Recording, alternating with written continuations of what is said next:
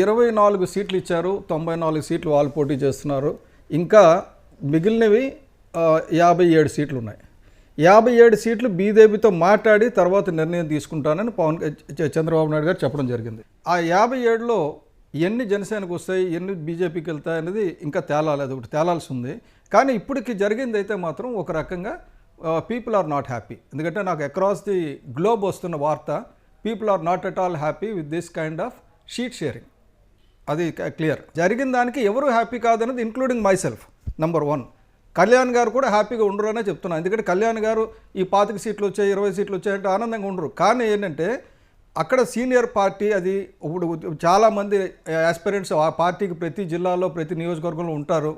కాబట్టి వాళ్ళ ఇబ్బందులు వాళ్ళకు ఉంటాయి. అట్ ద సేమ్ టైం ఇప్పుడు ఈ నష్ట నివారణ చర్యలు ఏం చేయాలి, ఇప్పటికేంటి పీపుల్ ఆర్ నాట్ హ్యాపీ అనేది సర్వత్రా తెలిసింది.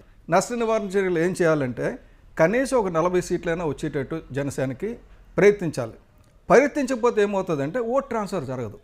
ఓట్ ట్రాన్స్ఫర్ జరగకపోతే నష్టపోయేది పర్పస్ పోతుంది. పవన్ కళ్యాణ్ గారు ఏ ఉద్దేశంతో అయితే త్యాగం చేశారో అది పోతుంది. ఇప్పుడు పవన్ కళ్యాణ్ గారు కర్ణుడిలాగా ఉట్టి త్యాగాలు చేస్తూ ఉండాలా, తర్వాత అర్జునుడిలాగా ఇద్దరు కలిసి విజయం సాధించాలా అంటే అది ఇంకా బాబు గారి చేతిలో అక్కీ ఉంది.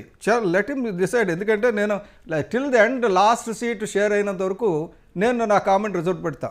అయితే as an individual, as general secretary కూడా నేను చెప్పేది ఏమంటే పీపుల్ ఆర్ నాట్ హ్యాపీ అనేది నేను కూడా పెట్టాలి కదా on record. So I'm putting it on record. ఇంకోటి ఏమంటే కళ్యాణ్ గారు ఒకటి ఒప్పుకున్నారు, కళ్యాణ్ గారు హ్యాపీ అయిపోయారు అనుకుందాం. కానీ ప్రజలు హ్యాపీ అవ్వరండి. ప్రజలు ఎందుకు హ్యాపీ అవ్వరంటే దే ఆర్ ఆల్సో వాచింగ్. అరే ఇంత ఇబ్బంది పడుతున్న పార్టీని తీసుకొస్తే ఎందుకు ఎన్ని తక్కువ సీట్లు ఇచ్చారు చంద్రబాబు నాయుడు అన్న పద్ధతిలో ప్రజలు చూస్తారు. అది కూడా ఉంటుంది. సో కాబట్టి దీని మీద రివ్యూ చేయాల్సిన అవసరం రెండు పార్టీలకు ఉంది. ఇటు జనసేనకు ఉంది, అటు టీడీపీకి ఉంది, భవిష్యత్తులో మాతో జాయిన్ అవ్వబోయే పెద్దన్న బీజేపీకి కూడా ఉంటుంది.